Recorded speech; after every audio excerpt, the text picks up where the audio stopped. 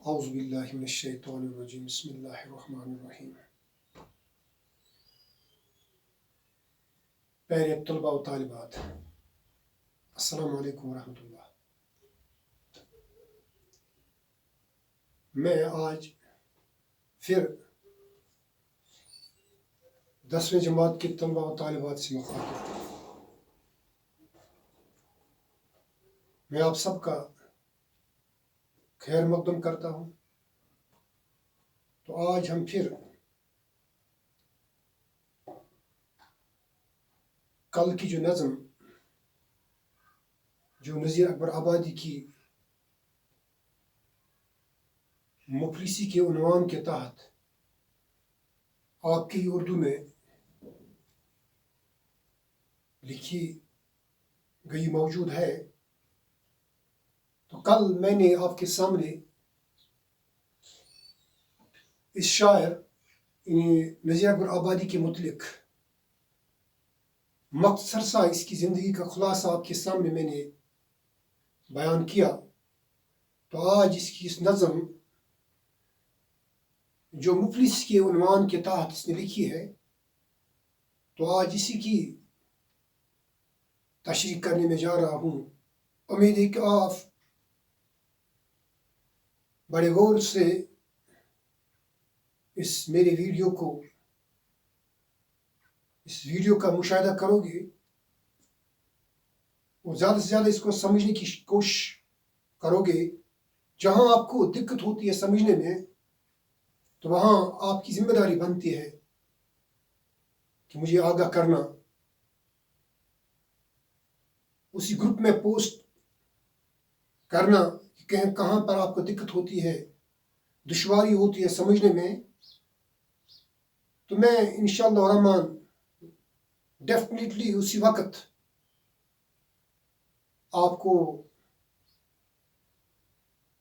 سمجھانے کی کوشش کروں گا۔ تو چلیے آج ہم پیارے طلباء و طالبات اسی نظم کی طرف جاتے ہیں جو نظم مفلسی کے عنوان سے نذیر اکبر آبادی نے لکھی ہے۔ مفلسی جیسے یہ کشمیری میں بھی ہم اپنی زبان میں بھی ہم اس کا استعمال کرتے ہیں، جیسے مفلس، یہ بچور مفلس لاچار، یہ اندازہ آپ کو خود ہی ہوا ہوگا کہ ہم کس کے لیے یہ لفظ استعمال کرتے ہیں۔ غریب جو ہوتے ہیں، جس کی زندگی اجیرن بنی ہوئی ہوتی ہے، جس کے پاس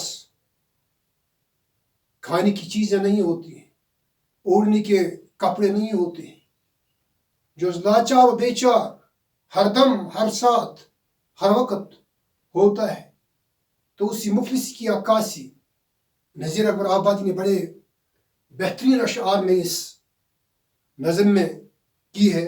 امید ہے کہ آپ خوب اس کا مشاہدہ کرو گے، تو پھر زیادہ سے زیادہ اس کو سمجھنے کی بھی کوشش کرو گے۔ تو آتے ہیں نظم پر۔ جب آدمی کے حال پہ آتی ہے مفلسی، کس طرح سے اس کو ستاتی ہے مفلسی۔ پیاسا تمام روز بٹھاتی ہے مفلسی، بھوکھا تمام رات سلاتی ہے مفلسی۔ یہ دکھ وہ جانے جس پہ کہ آتی ہے مفلسی، یہ دکھ وہ جانے جس پہ کہ آتی ہے مفلسی۔ مفلس کی کچھ نظر نہیں رہتی ہے آن پر، مفلس کی کچھ نظر نہیں رہتی ہے آن پر، دیتا ہے اپنی جان وہ ایک نان پر، دیتا ہے اپنی جان وہ ایک نان پر۔ ہر آن ٹوٹ پڑتا ہے، ہر آن ٹوٹ پڑتا ہے روٹی کے کھان پر، جس طرح کتے ٹوٹتے ہیں اس تخوان پر، جس طرح کتے ٹوٹتے ہیں اس تخوان پر، ویسا ہی مفلسوں کو لڑاتی ہے مفلسی، ویسا ہی مفلسوں کو لڑاتی ہے مفلسی۔ کیسا ہی آدمی ہو افلاس کے طفیل، کیسا ہی آدمی ہو افلاس کے طفیل۔ کوئی گدھا کہے اسے ٹھہرا دے کوئی بیل، کوئی گدھا کس کہے اس سے، کوئی ٹھہرا دے بیل، کپڑے پھٹے تمام بڑے بال پھیل پھیل، کپڑے پھٹے تمام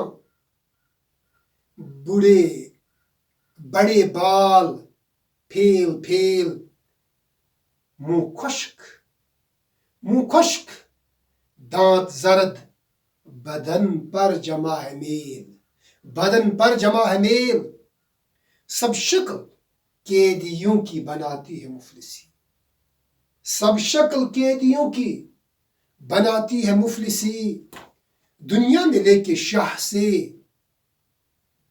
اے یارو تا فقیر، دنیا میں لے کے شاہ سے اے یارو تا فقیر، خالق نے مفلسی میں کسی کو کرے اسیر، خالق نے مفلسی میں کسی کو کرے اسیر، اشرف کو بناتی ہے، اشرف کو بناتی ہے ایک آن میں فقیر، کیا کیا میں مفلسی کو خرابی کہوں نذیر، کیا کیا میں مفلسی کو خرابی کہوں نذیر، وہ جانے جس کے دل کو، وہ جانے جس کے دل کو جلاتی ہے مفلسی، جلاتی ہے مفلسی۔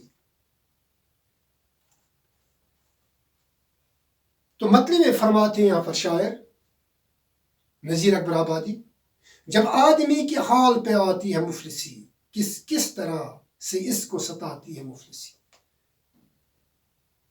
یہ مفلس آدمی جو غریب آدمی ہوتا ہے، جو یہ غریب یا مفلسی کا شکار یا غربت کا شکار آدمی، جب اس شخص پر غربت چھا جاتی ہے، جب اس کا جینا اس کے لیے دشوار ہو جاتا ہے، تو یہ طریقے سے اس مفلس شخص کو ستاتی رہتی ہے، پیاسا تمام روز بٹھاتی ہے مفلسی، بھوکا تمام رات سلاتی ہے مفلسی، یعنی کیا کیا گر دکھاتی ہے مفلسی، یہ غربت، یہ روز کبھی کبھی کئی ہر روز تک اس کو ایسے ہی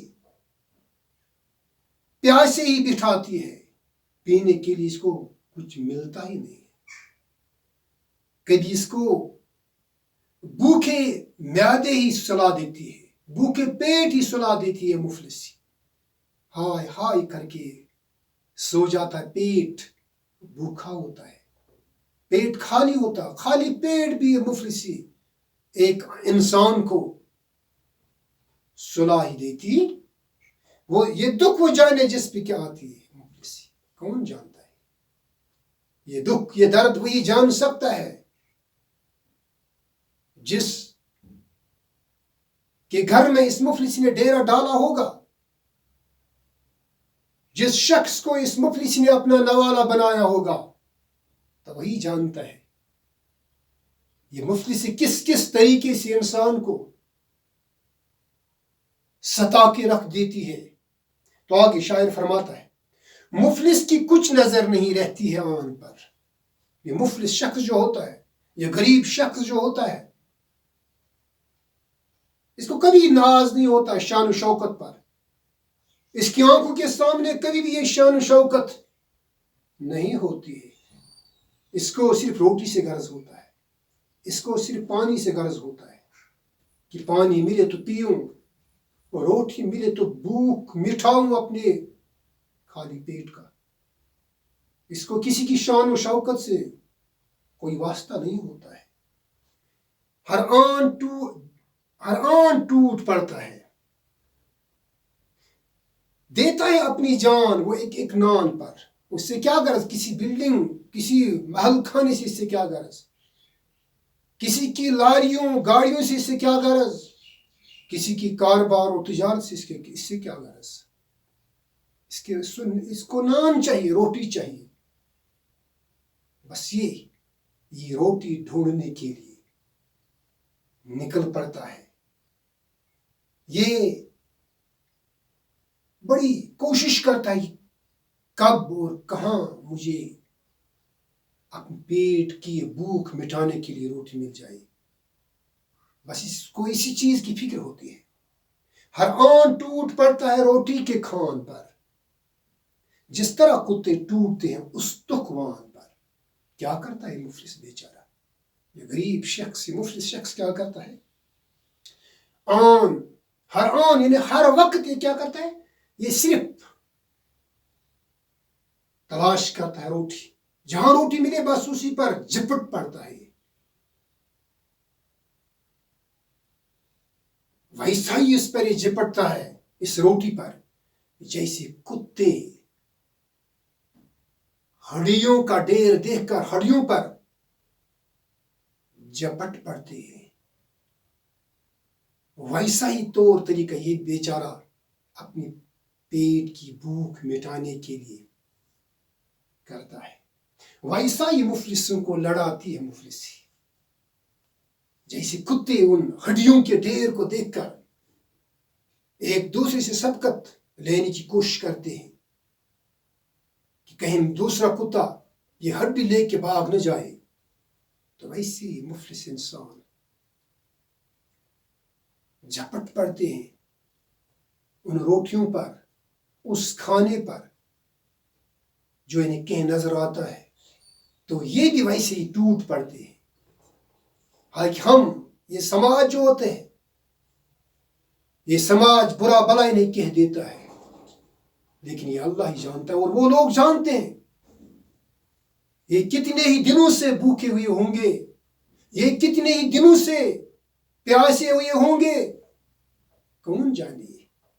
ہم بات کرنا جانتے ہیں، ہم بات کرنا جانتے ہیں، ہم نبض شناس لوگ نہیں ہیں۔ حالانکہ ہمارے دین نے ہمیں ترغیب دی تھی، ہمارے دین نے ہمیں ترغیب دی تھی کہ اگر آپ کے بغل میں کوئی ہمسایہ ہے، آپ کا ہمسایہ، کوئی سالن آپ نے بنانا ہے، اگر ہے آپ میں وسعت تو بانٹ کے کھاؤ اپنے ہمسائے کے ساتھ، اگر اتنی وسعت نہیں تب بھی ایسا کرو، چھپکے سے اس کو تیار کرو اپنے کچن میں۔ اگر آپ نے فروٹ لیا ہے، اس کو آج دکھاوے کے طور پر ہاتھ میں مت لیا کیجیے، کہیں آپ کی اس ہمسائے، غریب ہمسائے کی نظر اس آپ کے اس تھیلے پر نہ پڑے، ان میووں پر نہ پڑے، وہ تمنا کرے میرے پاس بھی کچھ ہوتا، میں بھی اس اپنی پیٹ کی آگ کو بجھا دیتا، میں بھی اپنی اس پیٹ کی آگ کو بجھا دیتا۔ تو شاعر آگے فرماتا ہے، تو یہ لڑ پڑتے ہیں، جہاں کہیں یہ نان روٹی کوئی کھانا دیکھتے ہیں تو لڑ پڑتے ہیں، ان کتوں کی طرح یہاں اس نے مثال دی ہے۔ شاعر نے ہمیں سمجھانے کی کوشش کی ہے، یہ تانظر نہیں کرتا ہے مفلس لوگوں پر، بلکہ ہمیں سمجھانے کی کوشش کرتے کہ آپ برا بلا، آپ واویل، آپ شور مت مچائیے اس وقت جہاں آپ یہ طریقہ دیکھتے ہیں ان مفلسوں کا۔ یہ وہی لوگ جانتے ہیں کہ مفلس نے انہیں کیا کر کے چور کر کے رکھ دیا ہوتا ہے۔ تو آگے شاعر فرماتا ہے، کیسا ہی آدمی ہو پر افلاس کے طفیل، کوئی گدھا کہے اسے ٹھہرا دے کوئی بیل۔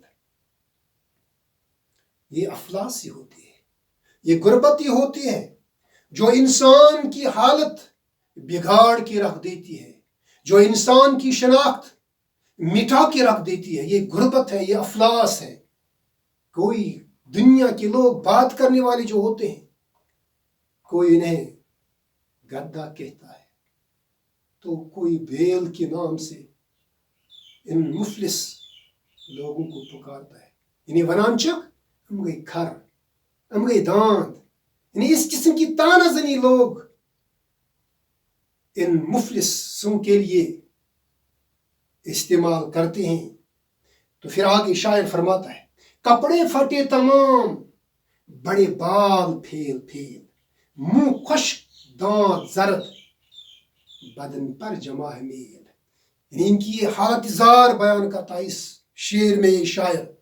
ان کے کپڑے کیسے ہوتے ہیں؟ پرانے پھٹے کپڑے ہوتے ہیں، جب انہیں پیٹ کی آگ بجھانے کے لیے کچھ کھانے کو نہیں ملتا، تو یہ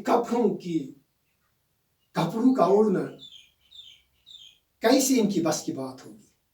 ان کے پرانے پھٹے کپڑے ہوتے ہیں، ان کے بال بکھرے ہوئے ہوتے ہیں، ان کے بال ایسے سنوار کے نہیں رکھتے ہیں، کیونکہ انہیں پیٹ کی آگ بجھانے سے مقصد ہوتا ہے۔ اگر پیٹ کی آگ ان کی بجھی ہوئی ہوتی تو یہ اپنے بالوں کو بھی سنوارتے، یہ اپنے کپڑوں کو بھی پھر اپنے اس تن پر سجا کے رکھ دیتے دوسرے لوگوں کی طرح۔ تو ان کی یہ حالت زار یہاں شاعر بیان کرتا ہے۔ ان کے کپڑے کیسے ہوتے ہیں؟ پھٹے کو پرانے کپڑے ہوتے ہیں اور بکھرے ہوئے بال ان کے ہوتے ہیں، منہ خشک ہوا ہوتا ہے، ان کو پینے کے لیے بھی کچھ نہیں ہوتا ہے میسر۔ ان کے دانت پیلے رنگ کے ہوتے ہیں، زرد پڑے ہوئے ہوتے ہیں۔ کہاں انہیں برش ملے، کہاں انہیں پیسٹ دستیاب ہے، کہاں یہ جا کے مسواک کا ٹکڑا استعمال کرے، کیونکہ یہ ستائے ہوتے ہیں پیٹ کی بھوک کی وجہ سے۔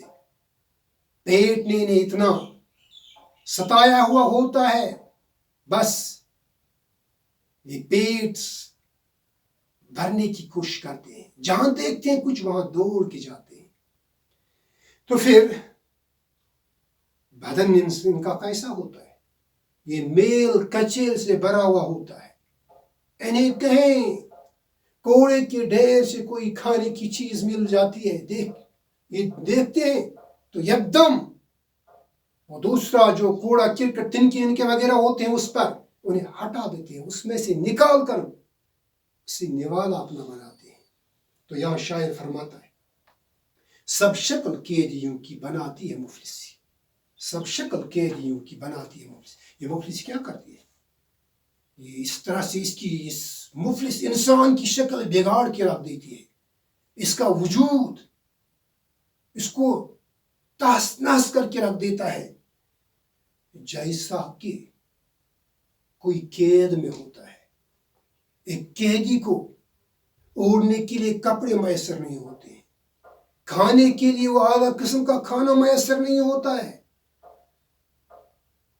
پہننے کے لیے کپڑا نہیں ہوتا ہے، لگانے کے لیے بوٹ یا چپل نہیں ہوتی ہے، نہانے کے لیے اس کے پاس صابن نہیں ہوتی ہے۔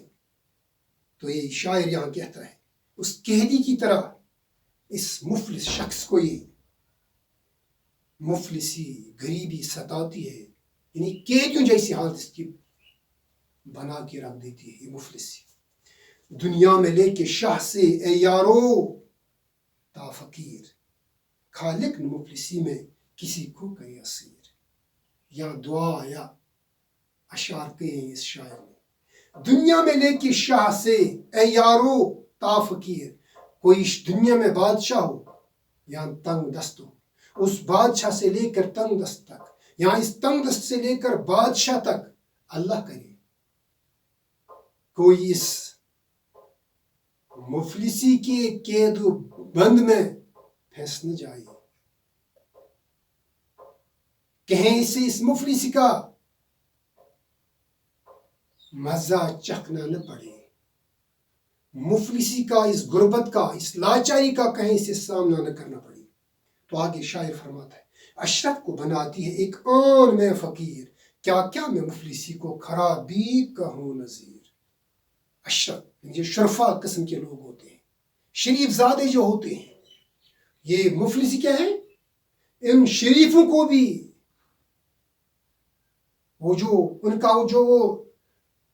جو شرفا جیسے صفات ان کے پاس ہوتے ہیں، یہ مفلسی انہیں زبر سے وہ صفات ان سے چھین لیتی ہے۔ تو شاعر یہاں کہتا ہے، میں کتنی خرابیاں آپ کے سامنے بیان کروں، اس غریبی اس مفلسی کی، اپنے آپ سے نذیر کتنی آپ خرابیاں آپ بیان کرو گے اس مفلسی کی۔ وہ جانے جس کے دل کو جلاتی ہے مفلسی، آپ اسی سے پوچھیے، اسی سے کہیے، اسی سے معلوم کیجیے جو اس مفلسی کا شکار ہو چکا ہے۔ جو اس مفلسی کے